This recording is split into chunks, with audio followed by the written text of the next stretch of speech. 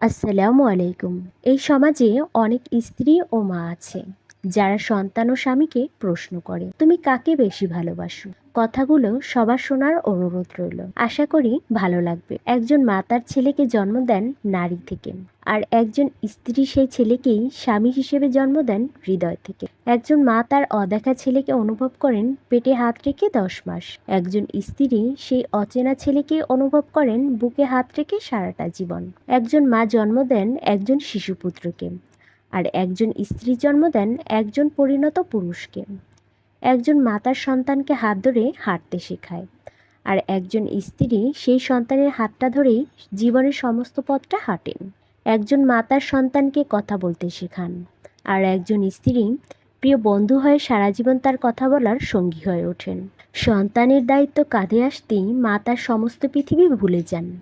আবার স্ত্রী সেই সন্তানের দায়িত্ব নেবেন বলেই তার সমস্ত পৃথিবীটা ছেড়ে একদিন চলে আসেন।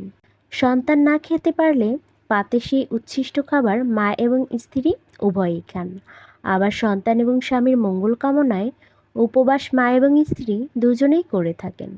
সন্তানকে বড় করেও সন্তানের থেকে প্রতিটা মাকে আঘাত পেতে হয়।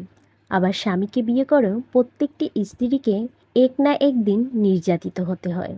মায়ের কাছে সন্তানের জীবনের দায়িত্ব নেওয়া শুরু হয় প্রায় 20 বছর, আর স্ত্রীর কাছে স্বামীর জীবনের দায়িত্ব নেভানোর শেষ বাকি 60 থেকে 70 বছর। কখনো কখনো সেটি 80 বছরেও যেতে পারে, যদি আয়ু 100 বছর হয়। সন্তানের শৈশবে তার মলমূত্র মাই পরিষ্কার করেন। আবার সন্তান যখন বৃদ্ধ হন তখন তার এই একই দায়িত্ব স্ত্রীর কাঁধেই বর্তায়। মায়ের কোল হলো সেই কোল যেখানে সন্তানের জন্ম হয়, অর্থাৎ প্রথম বিছানা। আর স্ত্রীর কোল হলো সেই কোল যেখানে স্বামীর মৃত্যু হয়, অর্থাৎ শেষ বিছানা।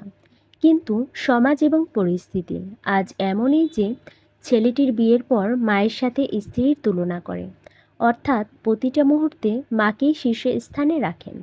যেখানে দুজনেরই ভূমিকা সমান, সেখানে সামাজিক নজরে কেন মা আর স্ত্রীর মাঝে তুলনামূলক দ্বন্দ্বে বারবার পাঁচিল উঠবে। গর্ভ থেকে জন্ম নেওয়াটাই মা ও স্ত্রীর মধ্যে যদি সবচেয়ে বড় পার্থক্য হয়ে থাকে, তাহলে শেষ কথা একটাই বলবো, একজন আপনাকে গর্ভে ধারণ করেছেন, আর অন্যজন আপনার জন্য গর্ভ ধারণ করবেন।